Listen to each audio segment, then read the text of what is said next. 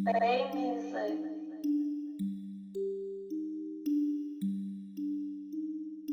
Kick it with my homies, only true ones, no phonies. My life real sweet like Tony Montana, frosted flakes with the tiger. And ladies, say hi to the kings of this output.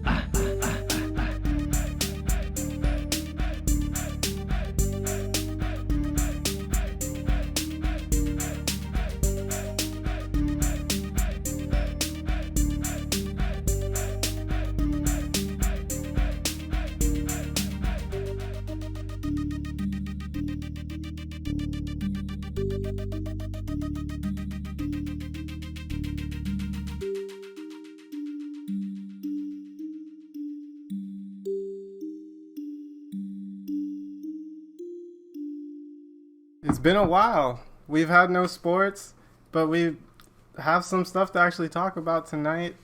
And I'm really glad anyone who's able to tune in or able to watch this later on the replay.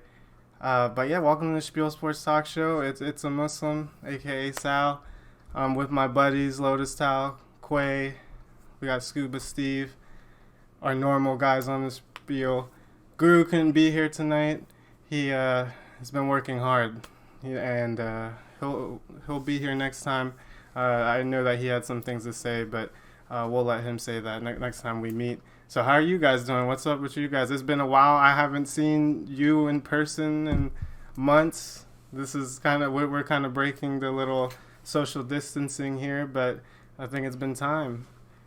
And we've been ready. I've just been at home. 6 feet. Yeah, no 6 feet. Not this time. But no, and I've been good overall. You know, I actually still work, you know, not much, but I still work. So gives me things, makes my day a little different from time to time. But I feel like, you know, most people, you know, just kind of tired of being in the same little limbo loop is what I like to call it. But, you know, I was just trying to also, you know, stay focused and, you know, moving forward in my personal growth and goals that I had set for this year. So that's how I'm kind of keeping myself sane and balanced. But yeah, I'm excited to be back tonight for the show. You know, it's going to be a good one. It's going to be a quick one for you guys, but it's definitely going to be a very, you know, eventful show tonight. Yeah, how you doing, Steve? What's up with you? How you doing tonight? I know it's late. I'm good, man. I stayed up for it, of course, and gotta say what's up to the homie Schmer, New School, MJ Swag 412. Always tuning MJ. in and staying up here on the East Coast to watch, man. So I know he wants to hear our thoughts on the NBA returning, and we're gonna give you guys, all the fans, those thoughts, and everybody who's happy to see that sports are finally on the way back, and we're here to talk about them as soon as they're, you know, even before they come back, and once they come back, we're gonna be here. So we didn't go anywhere, guys. Right, so we can just hop right into it. I mean, we're talking about today the NBA board of governors, they approved on essentially a playoff format that has a little bit of a regular season before that. So let me try to explain the playoff format, because to me, I think it's not intuitive at all. So there's going to be 22 teams that return, not even the full 30. 8 of them, I guess, decide not to join the restart of the league for various reasons. I think one of them that I was reading was just because there's not that much time between this particular season, this playoff season, versus the regular season. So what will happen is there'll be 16 teams, 8 per conference, and then the other remaining 6 teams are all, I believe, 6 games or fewer from the 8th seed. And from there, they'll play 8 seeding games for each of the teams. And if the 8th and final playoff seed is close enough, they'll play essentially a play-in tournament. And the season's supposed to start July 31st, which is about 2 months from now. And the NBA draft lottery would be rescheduled for August 25th. They would have the 2020 NBA draft on October 15th.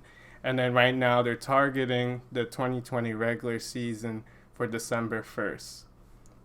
So I know that's a lot to take in. We were in the middle of a great season. It's so sad to have to see it restart the way that it has to right now with not even all the 30 teams. These players have to play deeper into the summer, the time where they would be taking off. And a lot of them have kind of been on this break. They've been able to kind of work out during quarantine season and work out at home, but I'm sure it's not the same as hooping in a 5-on-5 practice with NBA players. You know, I'm sure some of them came over, and it's, you know, and they might have the same level of intensity in like a 2v2 or 3v3 with their buddies, but it's not the same. It's not as structured. So, and that's assuming that all of the players are trying to condition and get ready for the season. I'm sure a lot of them thought maybe season was over and didn't condition as much as they should. So I wanted to get your guys' thoughts of just like, what do you guys think of this format in general? Should they have just made it so that the top playoff teams get in? Like, is this just a way for them to make sure that you know, some of these other teams, you know, I'm sure put in some money into, you know, getting this season restarted for them to, you know, at least be able to get a slice of the playoff pie? And how do you think it's going to affect the players going into the playoffs? I personally don't like the format. I mean, in my opinion, I felt as though they should have just went ahead and said, all right, these 16 teams locked in, we're going into the playoffs. When you look at everything, you know, the way the format is, you have one team in the East trying to win an 8th spot, and that's with the Wizards, and then you have the other, you know, 5 teams in the West, and I get it, you know, during that point in the season, you know, we had potential for those teams to potentially make it to, you know, the playoffs. But, you know, the way the momentum was killed and the way, you know, the league has taken all this time off, and as Sal was saying, with the next season getting ready to start up pretty soon anyway, you know, it's so close. And we already had this, like I said, we already have the season delayed so far. For me, it just didn't make sense to allow these teams who were in contention for a spot to try to get in, especially this late into the year with everything that's going on. And like I said, I get trying to be fair, but there's going to be some inherent unfairness, as there is already some inherent unfairness right now with the situation that we're in with the format proposal. So overall, I mean, like I said, I'm not a big fan. The way this can affect players, you could potentially get a player jeopardizes their health going into the following season just to potentially get a spot and not even go that far into the playoffs. You know, versus like you have these, like I said, these 16 teams that were locked before everything happened. If one of those players get hurt, you know, I mean, we had to finish the season unless we just said we're going to exit. But no, you need to name a champion. So, like I said, you should just throw in these 16 teams, call it that. But it should call for some exciting basketball, potentially, you know. But I'm not that excited to see, you know, these handful of games before they actually start the official playoffs. I don't know. I personally, I just think it's a waste of time.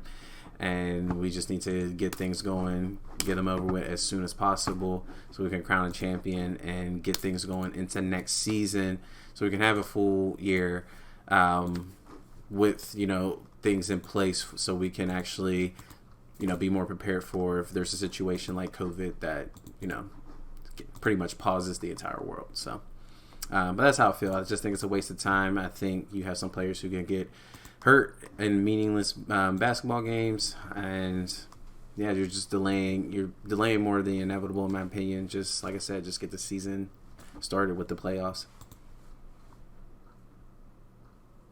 Yeah, I think Quay's just hit on it. Time is of the essence here. We can't really afford to be waiting around playing 8 regular season games. That I think most people would agree that whenever it came back, I mean, people are just happy for anything to come back, but we wanted it to see it come back and just go right into the playoffs, and that would have been really the best way for the fans' perspective. But you got to think about those other 14 teams that would have been sitting at home, including 5 or 6 of them that thought they might have still had a chance to make it based on the way the season had played out.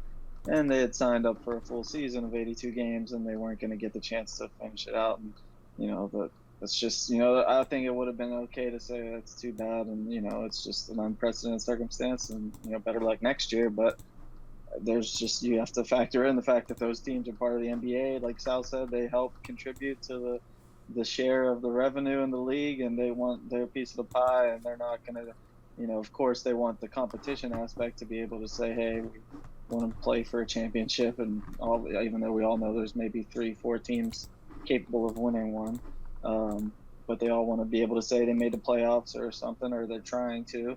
But it also comes down to the money aspect, if they want to be able to play those games and generate that revenue. But the other aspect of it is how is the revenue going to go? Like, how are the tickets going to go? Are we going to get any fans? I don't think we are, right, for this hub city thing in Orlando. So it's going to be a whole new type of experience. Like, they talked about maybe letting some family members come to some games, but it sounded risky. And so as far as how soon they want to restart this league, we've heard about the possibility of some fans in some capacity at football games in the fall, but for this NBA season this summer, it seems like it's going to be just a bunch of glorified scrimmages, kind of guys running around the court, shoes squeaking really loudly, and a lot of yelling back and forth. I mean, that's the thing. We heard about Deshaun Jackson talking about they should mic up the NFL players now to hear what really goes on, since they won't have fans there. But NBA, you can often hear the players yell when there's fans there and they're not mic'd up. You hear them yelling about fouls. You hear them talking to the refs, talking to each other sometimes. So I think we're going to get a really good glimpse of some pretty heated playoff basketball when it gets down the stretch. And I'm just glad it's come back, because I want to see that Lakers-Bucks series, and I haven't counted out the Clippers yet either. I think those are the 3 teams that really have a good chance. But it's going to be anybody's game now that they've been all sitting at home or working out at home for 2 or 3 months, and I mean, they're all just going to be coming back, kind of like almost like it feels like a start of a new season, where no one's really going to have that continuity or chemistry rolling, and it's going to be tough. They're all going to be rusty all over again and trying to jump into the playoffs. So that's the only good thing, I guess, about the 8-game regular season ending. The other thing, like Quinn mentioned, is the injury risk. And I mean, not just the ones that are going to maybe get hurt that aren't going to make the playoffs and they're going to mess themselves up for next year, but the teams that are going to make the playoffs that we expect to make deep runs, the star players. I don't want to say any names and jinx anything or manifest anything bad, but I just have a bad feeling that with coming back into, after 8 regular season games, to jump into this high intensity playoff NBA basketball that we're going to be seeing, all 7-game series, 2 they said, no 5-game series to start. So it's going to be like a real NBA postseason out of nowhere, and there's going to be a high risk for some of these players getting hurt, and I just don't want to see it, but I hope it doesn't happen. But it's going to be a whole new ball game. And yeah, Schmerin says fake crowd noise is going to be the thing. I heard they talked about that possibility in football, NFL, I think, but I don't know if that's a thing for NBA. I mean, too, Falcons already did it in football, so I mean, let's just go ahead and the Colts too, RCA Dome back in 05, right? Yep.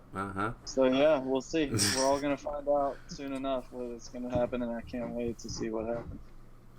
Yeah, and I wonder how it will be for them to work out and train in Orlando versus all of them were training in their respective facilities. They're used to the facilities that they have, that each team has. I'm sure they'll have the trainers on site, but yeah, it's interesting to see how much this it's kind of a little resort for them, a little vacation. It's like a little camp, and it kind of reminds me of what we saw a couple of weeks ago with The Last Dance and Jordan during the Olympics. We saw high caliber NBA players play these scrimmage games, and it looked like they were just as intense as some of those playoff games that we watched. Like really intense scrimmages. That's what it's going to be like. And also, I mean, without the fans, it's going to be and all playing in this Orlando Disney World resort. I mean, do the Magic get home field advantage now. Like all the games are in Orlando, but they're not gonna have fans there. But they're in their hometown. I don't know. I mean, it's not like that.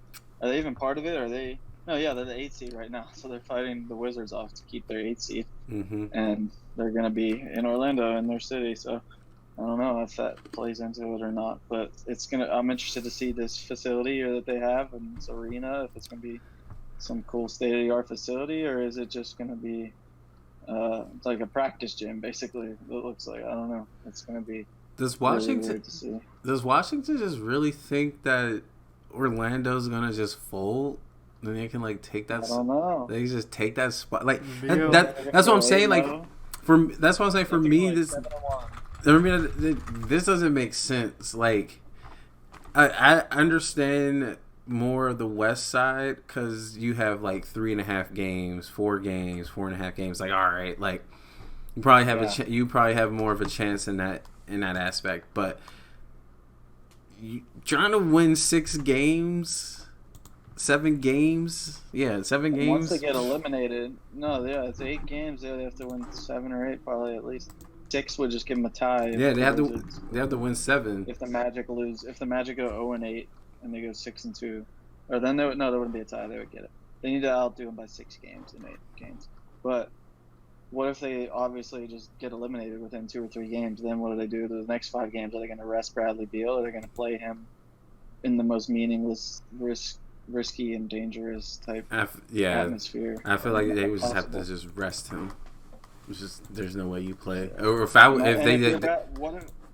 even if like the coaches want to play him, if you're Bradley Beal, do you go out there and play? Like, isn't this guy like one of the future?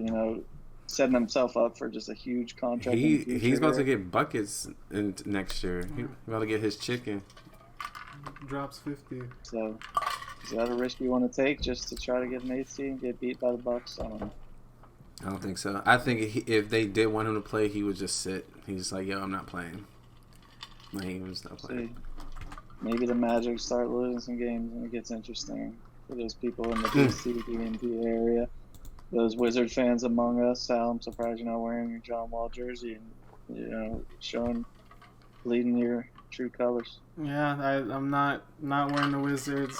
I'm right now wearing the GOAT because we've been watching so much Last Dance. I forgot what the NBA was like. Yeah, I got the Jordan number. That was good. Oh, dude, I got a topic for us too that we could even discuss real quick. I saw on Twitter they posted I should have told you guys beforehand. Bomani retweeted a tweet like with a bunch of players. Like if you had to pick one NBA player to take with you in a street fight, who would it be? Had all the toughest dudes ever. It's a good question. Like, and then Bomani said there was only one right answer, and he was like, "We'll see who says it to me first." And I don't know if you guys could guess who. Probably not. Who was the lineup? This picture had everybody. It was like 15 people. I don't want to like say the names and then you'll get it, but okay. Let me try to post it in the Discord. But yeah, we can move on real quick while I send this. That's the toughest. Oh yeah, let's move on quick because my laptop's gonna die soon. Yeah. Let's. I did want to talk about one more thing, and that was these other teams in the West that are coming in. You have, especially the Pelicans with Zion. What do you think the chances are that John and them boys lose that 8th spot to some of these other teams? I think Portland's right on their back, but unless they come out on fire, I think the Pelicans is probably the team that pose the biggest threat. But then you have teams like the Spurs, a great coach. They could easily win like 7 games real quick and then sneak their way in. So what are your thoughts on the kind of these other teams in the Western Conference?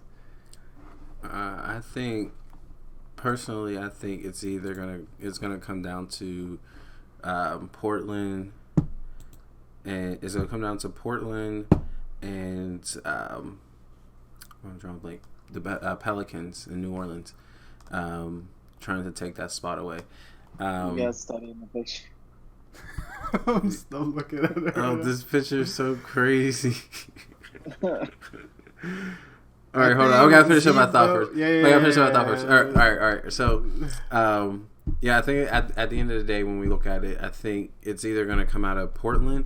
Portland has sneakily. I think the reason why I said Portland is because they had a chance to get healthy. I think they get some players back potentially who can play, and that can probably help them out. Even though they haven't played all season or all year, that might be an issue. But everyone's had a break, so that could actually just kind of that can go into their favor. So that can help a lot. But Pelicans. I mean, they're pieces away from, and Zion development away from being one of the teams to reckon with in the West, especially if they keep that young core. And like I said, the development continues to rise and they add some pieces. But I think at the end of the day, it's going to be it's out of those three to take the East, or to take the 8th spot out in the West.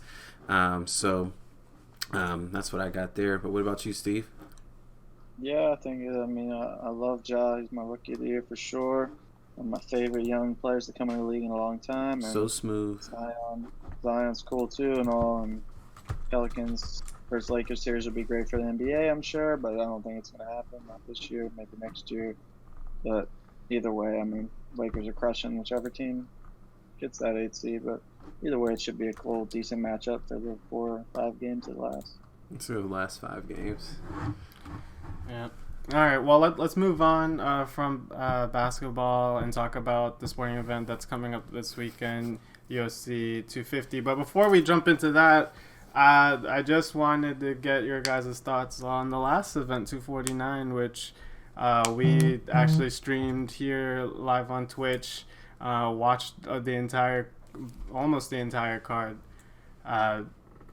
Steve, what did you think about what happened in the main event between Ferguson and Gaethje? Yeah, obviously I've had a few weeks to digest it here now. I'm heartbroken just as a hardcore MMA purist, like everyone else in the MMA community is, that we didn't get to see that Tony Khabib fight we've been longing for so many years now. And Gaethje is rightfully, took the chance, stepped up, beat the crap out of Tony in a way no one's ever even thought about doing before. Just looked amazing, awesome doing it. He's been looking awesome since his whole career, and especially since he came to the UFC, and especially since he lost his first 2 fights and then turned everything around. 4 knockouts in a row now. That was a knockout, technically a 5th round TKO with a jab that Tony just basically tried to shake off, and he couldn't. He looked towards Herb Dean at one point. He tried to just shake away the pain, but he just ate a huge stiff jab from the most powerful punch in lightweight ever after eating just hundreds of power hooks from him throughout the fight without ever going down once. The only knockdown in the fight was from Tony's uppercut, where they both winded up and threw uppercuts from the floor at the last second of the second round, and Tony's dropped Gaethje, but he got right back up. So anyone who says that he was saved by the bell and that Tony would have won, if not, no, because that was the only real moment of the fight that Tony was in control, or that he had the upper hand, and it was a split second. Gaethje popped right back up, but it would have been cool to see what happened after that if the round didn't end, but didn't change the outcome of the fight. Justin was the better fighter that night, and he came ready with the right game plan. That extra 3 weeks after the first cancellation helped him so much that he had the gas tank to really, stay 5 rounds with the cardio freak El Kakui. And because he was, the one landing the harder, heavier shots throughout the fight, he's the one that actually ended up breaking Tony Ferguson the way that Tony always breaks his opponents. He had for 12 fights in a row, 9 finishes in those 12 fights, and instead never thought I'd see the day that Tony was finished technically by strikes, by a TKO, by just a huge jab. He had a broken orbital bone in that one, just landed right on it, just completely helped shatter it.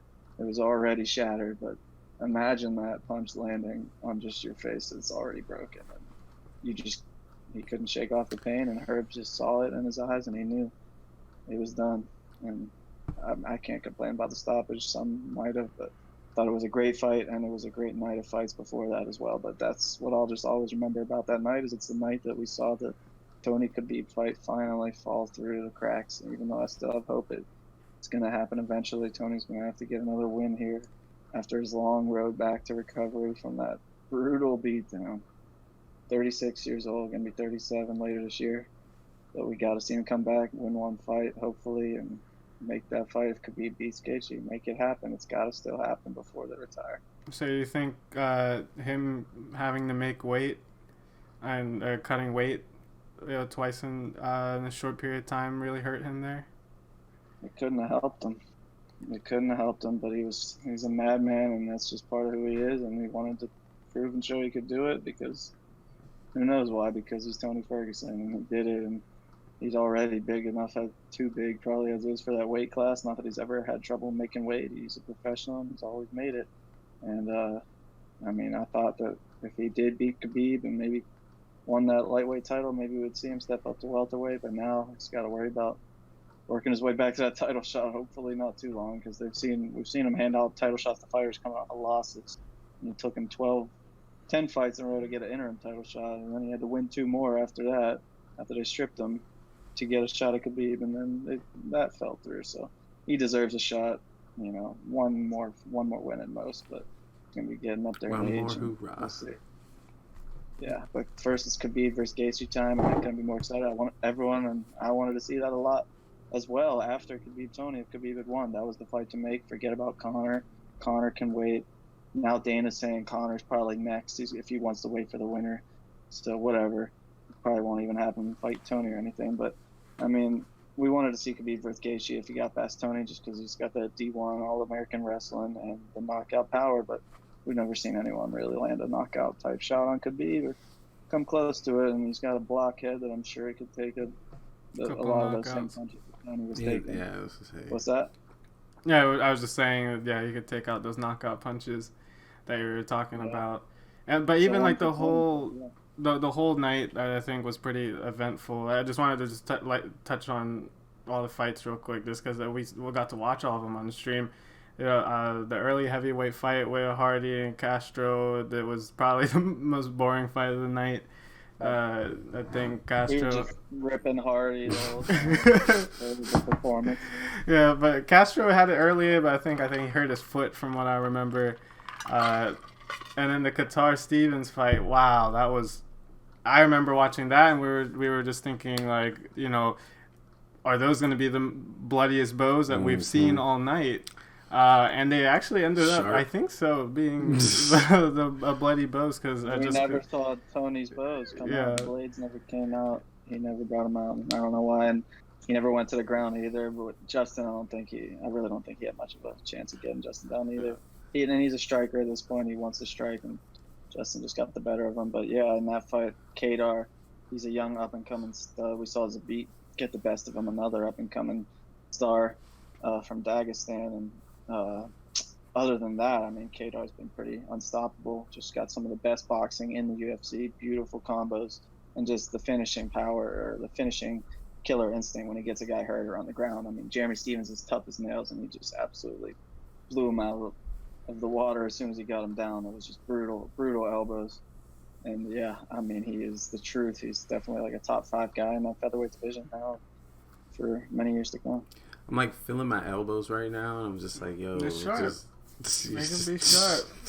And then the other heavyweight fight, you know, you had the big guy, Ngannou. That was as advertised.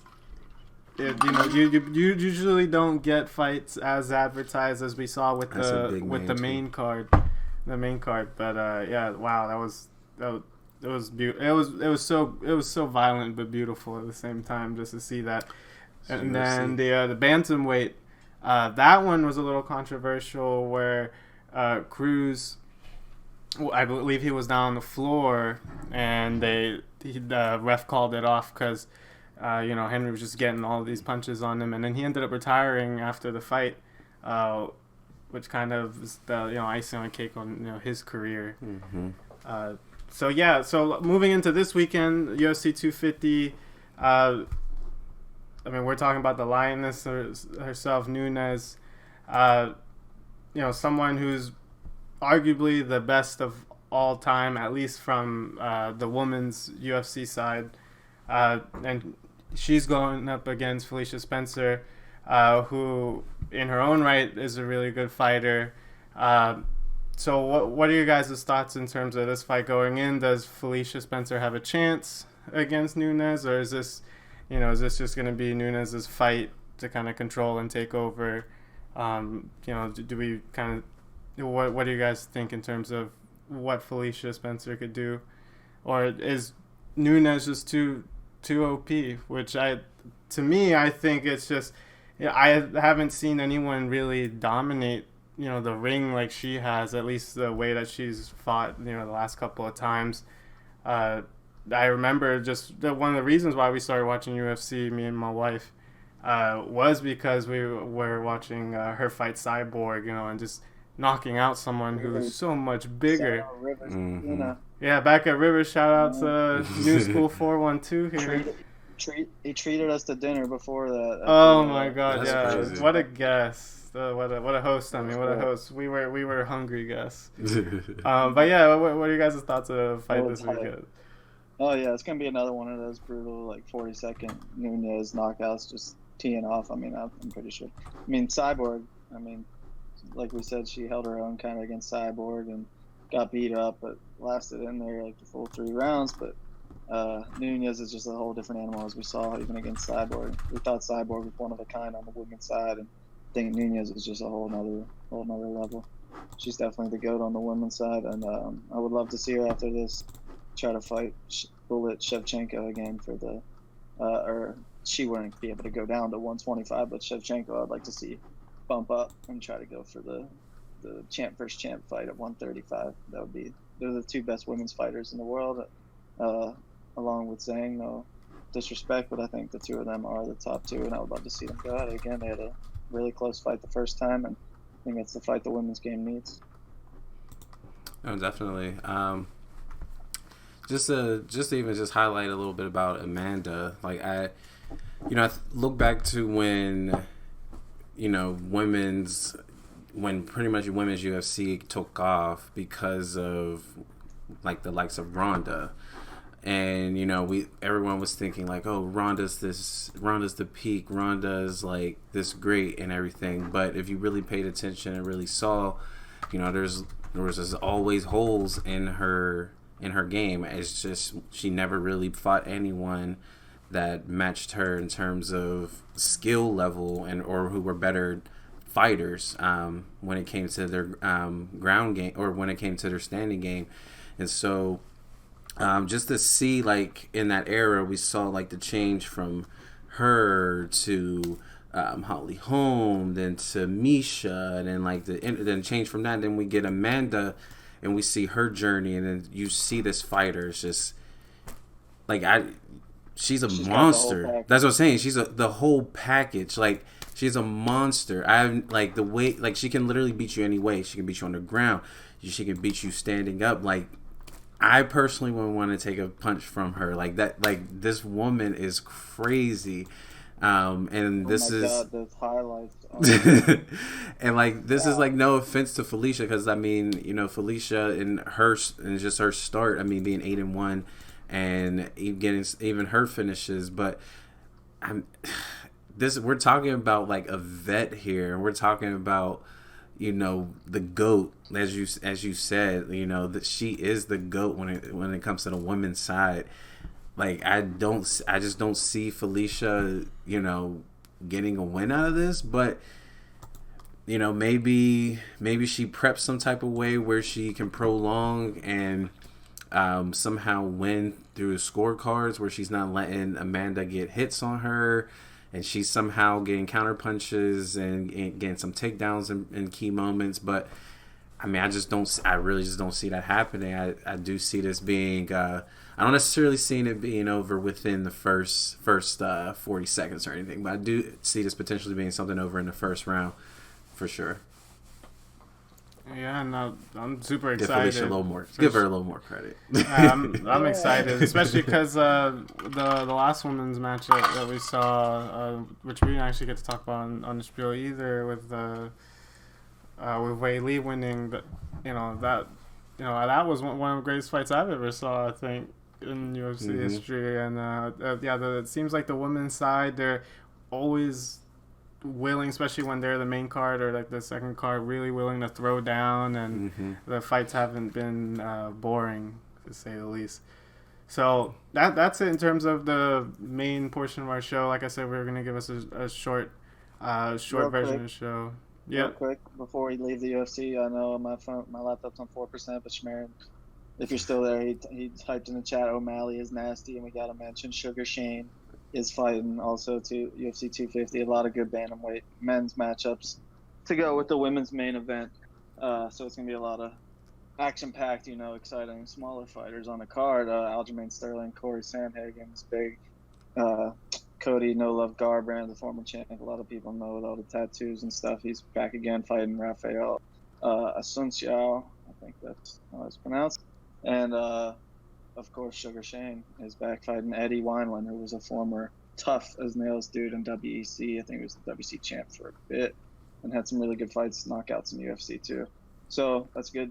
Biggest test yet for Sugar Shane, who came off after a couple years off, changed his whole style. He got bigger, stronger. He's a really lanky, step-tar looking dude, like old step-tar status.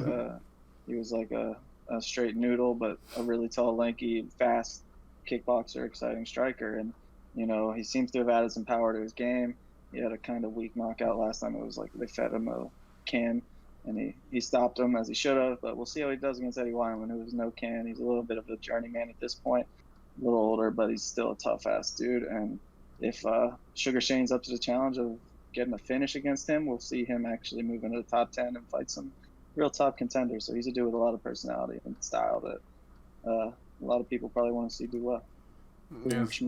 It's gonna be an exciting night. Hopefully, if we have time, maybe we'll definitely do a little simulcast like we did last time. I had a lot of fun. Gotta pull up the picture real fast so we can pick our goons. Which one? Oh, the goon. Oh yeah, goon. Okay, I think I know who I'm picking, but I don't know. You probably don't know who was the one that Bomani said should be the choice. Yeah, I had no idea. He's an old head. I wouldn't have even been able to pick him out of the crowd, but it's Kermit. The guy that he picked is Kermit Washington, dude who broke Rudy Tomjanovich's face with the punch and almost killed him. But the punch was he slipped. He kind of slid into it, ran forward. He hit him, clocked him in the back of his head. It court really hard. He almost died. Horrible thing. They wrote a book about it. But I wouldn't pick him. No offense to Bomani for picking. He knows his stuff. But, I'm picking either KG, Ben Wallace. It's not KG, no way. He clowned someone for picking KG. It can't be KG. I know KG can fight, but How about Zebo? I was looking I at. wouldn't pick Zebo either. All his followers are old heads though, but I gotta respect it. I mean, most of them picked Oakley, and I think that's what I would pick too. I would pick Oakley. I would also pick Steven Jackson. And that was the second most pick, and that was Bomani's second pick was Steven Jackson. Yeah. He's not as big, but he's big, and he's a great dude. He's out there fighting in the streets. I love him. So, but I would probably go with Oakley. I forget who was gonna be my other one. I have to look. We got Lambert on there too. Lambert. I might loyal. actually might pick I would pick Lambert in like a top. If you told me to pick like 5 of them, I'd probably throw him in at number 5 because he's loyal. Oh, top right is James Johnson, dude. Right? He's the MMA fighter, undefeated kickboxer and MMA fighter. Oh damn, I didn't know that. Probably him. No one would have known that. What about Rodman? Nah, He could definitely fight. But He he could wouldn't fight, be my first pick. I would yeah. pick Artest before him. Artest is a boss. I would definitely pick Artest before Rodman. He's Facts. crazy as hell. Artest and Steve Jackson. I mean, they've shown it. Just take the two of them. I would say if you I would told take me. Oakley first, just because even as an old man, he's out here. Oakley's out here throwing around some Yo, he was. yards. I was gonna say, yo, he Right. was mad they were trying to kick him out. Like, yo, what? I'm a legend. But yeah, Steve, I know you don't have that much battery, and I didn't want to let you do the spiel. You won't put your hands on. Oh damn, we're lagging. Oh yeah, no, we're lagging. Oh, we gotta hurry up. Steve about to. He might be gone. Sorry, you start. I don't know if that's because is that because I'm on 2%. I think so. Oh, The webcam's off. Webcam's off. That's decent. Oh, you're back. You're about to go. I think you're about to go out though. You might have to give your little last 2 cents. No. Oh, you're back again. Yo, is this because I'm on 2% that we're lagging? Probably. Yeah, I think so. You gotta give your last 2 cents. Oh, What's your spiel? Oh no, I think he's out. can I hop on like I'm? Type in the Yeah, hop in on your phone real quick. Yeah. On your phone real quick. Little. Can you get? I'm trying.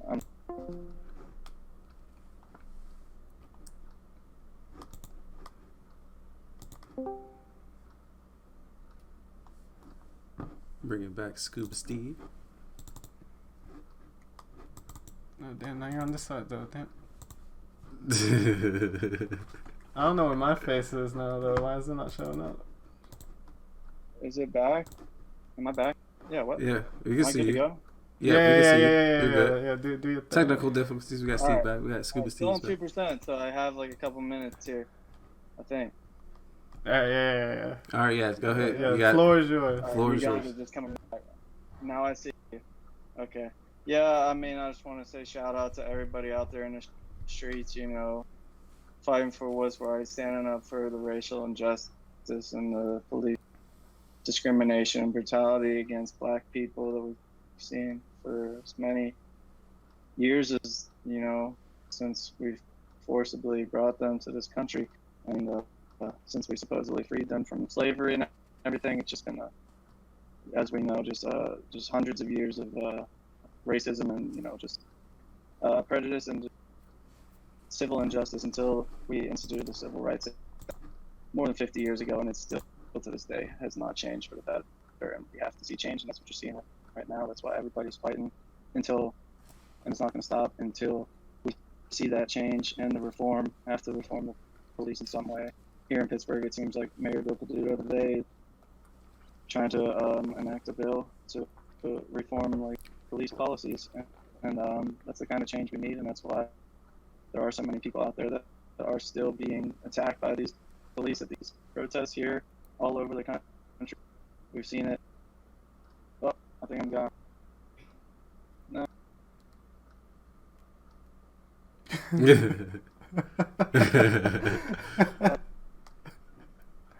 That's so funny. Yo, come Yo, on, man. In my video. Hey, there you go. I'm back. I'm on the phone, guys. I don't know what the last thing you guys heard was. I think You were talking about people Pittsburgh. on the streets. They're still attacking everyone in Pittsburgh, and our homie Sam, aka Monk, out there on IG. So I'm documenting history out there in East Liberty on Center Ave. The police, you know, forced them. The peaceful protesters, they blocked them off, forced them to go down the street into basically an ambush of tear gas and rubber bullets. Girlfriend just got the worst of it. He got it bad too. So he had to, you know, basically pour water, baking soda mix down her eyes, trying to you know, take care of her. And so I talked to him, and, you know, thank God they're okay. But they're just among the many of us, you know, our generation out there fighting for what they believe in and what's right. And for everyone else who's been out there and is still out there, you know, peaceably demonstrating and doing the right thing, I salute you and I stand with all of you, and especially my brothers and black brothers like you, Quay. I love just having you here and being able to talk and see you guys on the show whenever we do this, and love being able to see you whenever you come to town, man. And I hope that, you know, we're able to make a better world for you and for all of us. Definitely, bro. Appreciate that. Yeah, I'm gonna actually be home like soon, actually. So we're definitely gonna kick it. Definitely gonna kick it. But yeah, no, it's the same thing. You know, definitely want to take some time and just kind of talk about things that have been going on. Tuesday, I think, was probably the lowest I probably felt after everything. Just getting in different arguments with people online, like strangers I don't even know, but I don't even bother with all of the like getting into it with people like trolls online, just because those people are always going to be like that, always trying to incite something because they're broken and, you know, empty on the inside, and so they want people to suffer and be miserable just like them. So I don't really get into that, but it was just one of those things where sometimes you just got to have your words out there, put your words out there, and, you know, some people are going to see it and it's going to spark, you know, change and really get them thinking. And so for me, it was more so being out there on the social media end and just kind of, you know, seeing what people were saying and just kind of, you know, putting in my words and like putting in my perspective and whatnot. I'm eventually going to put out something a little bit deeper, especially on my blog. I haven't really been writing lately, for those who know that I have a blog.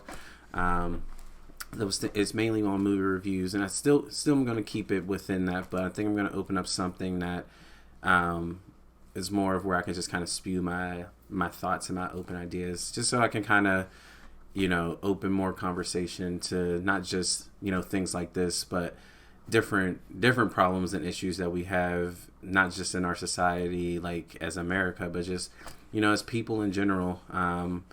You know, there's a reason why we're here. I mean, we know the history of things, but there's also a reason why it just gets, you know, continuously perpetuated, and things like that. So, just with everything going on, for me, it's like I'm still trying to just, you know, keep myself centered, like I said at the beginning of the show, and just still trying to maintain the growth and goals that I had set for myself for this year. Just trying to make sure I'm still heading towards those while, you know, still acknowledging and still just kind of, you know, being that person that, you know, if people need to talk to, people have questions, you know, I'm here.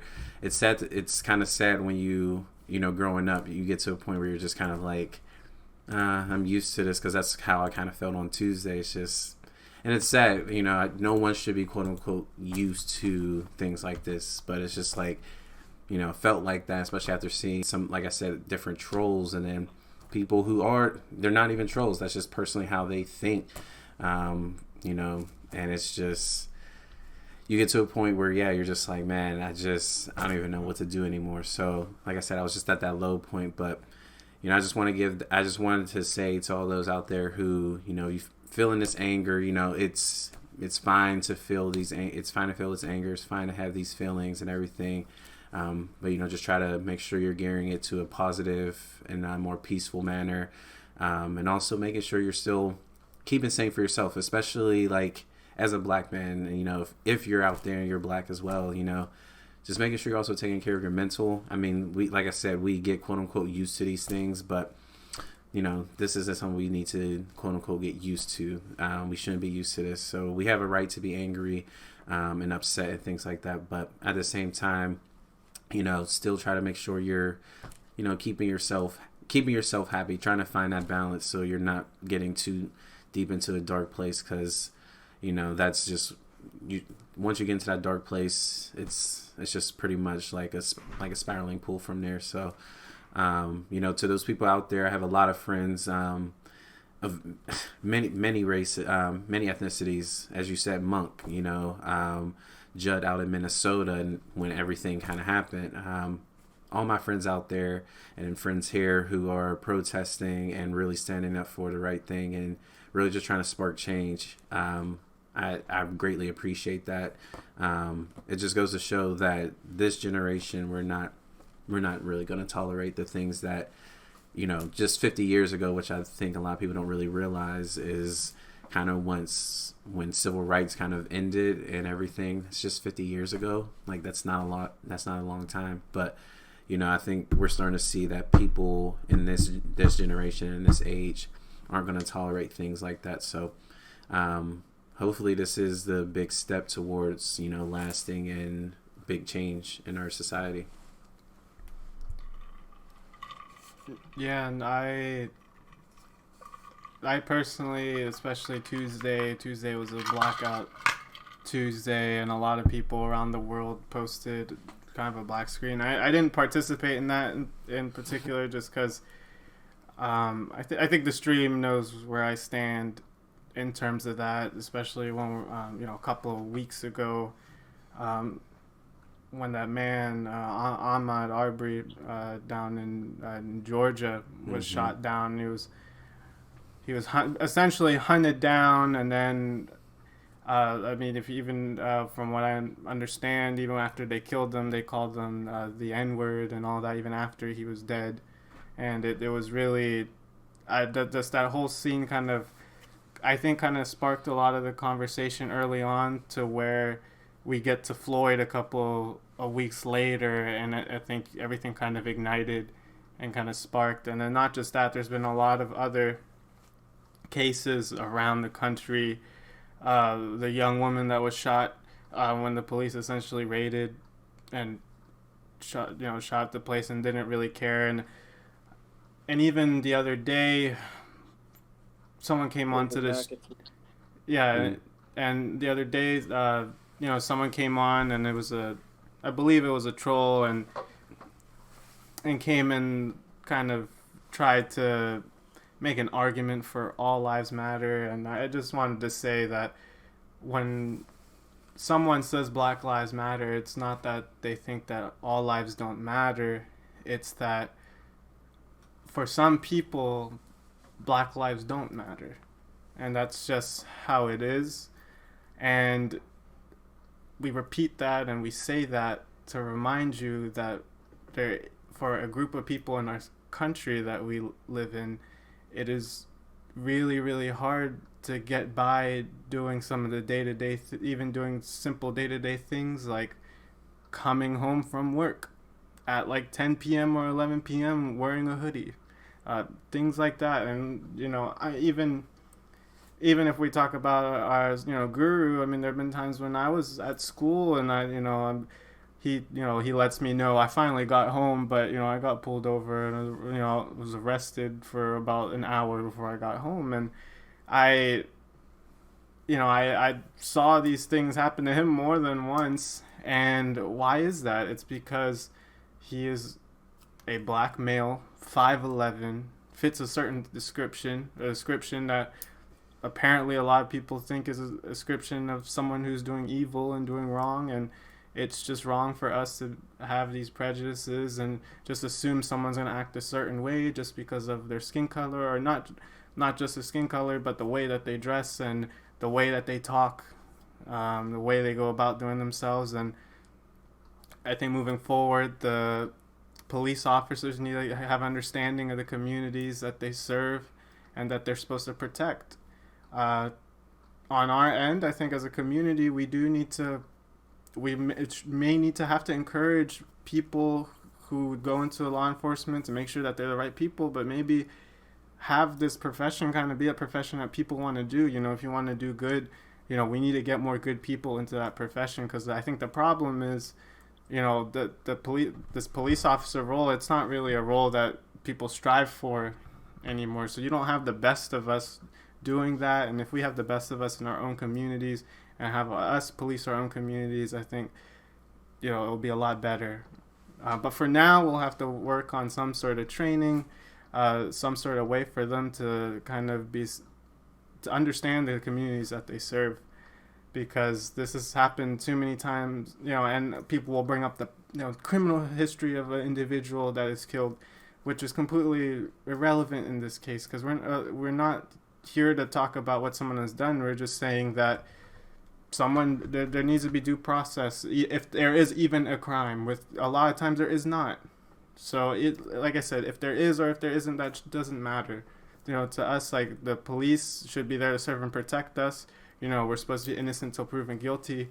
Someone shouldn't just be judge, jury, and executioner right there on the spot. So I'm sorry to end the show on a very heavy note, but again, I want to send all my prayers out. May God protect everyone out there on the streets, protect all of us in our daily activities that we do, and hope that we don't fall to someone who is being overzealous, a police officer or anything like that. I wanted to also pray for some of the people around the world who have been discriminated because of their skin color, not just in America, but also in other parts of the world, other communities, also in particular in the Muslim community. I know that it's particularly tough for us to kind of stand by them. But we have to do it. We have to understand, and if we don't understand, we have to go find and go get that understanding by mingling with people of the African American community, and not just mingle, but also want to be part of that community. It's not just enough for us to say Black Lives Matter, but to mingle with people, to want the best for people in that community. Not just to have a hashtag so that you can put it on a picture, that you can put it on social media, but to actually understand these people, if these people are so foreign for you. Because I do understand some of these people are coming from towns where they haven't seen an African American, and it's, we're in 2020 now. There's no excuse now.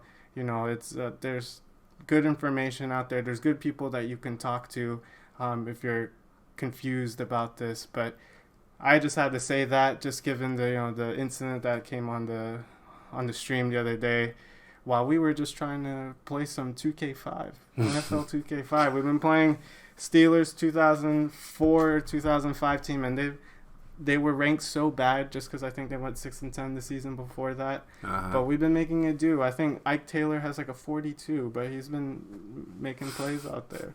So, but yeah, that's it for us tonight on the show. Again, hopefully we can be back more consistently. I do want it to be a weekly show. We've been doing it more like monthly just because there hasn't been too many sports. UFC is coming up this weekend. I hope everyone enjoys that.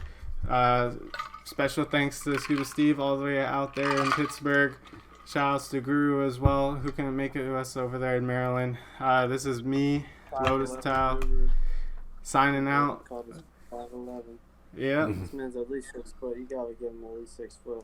Yeah. With the fro, he's 6'2". He's 5'11". Yeah, you ask him, he's 5'11". The fro makes him like 6'3". There's no but 5'11". He's gotta be 6'3". All right. Well, good night, everyone. Good night, everyone. Have a good week.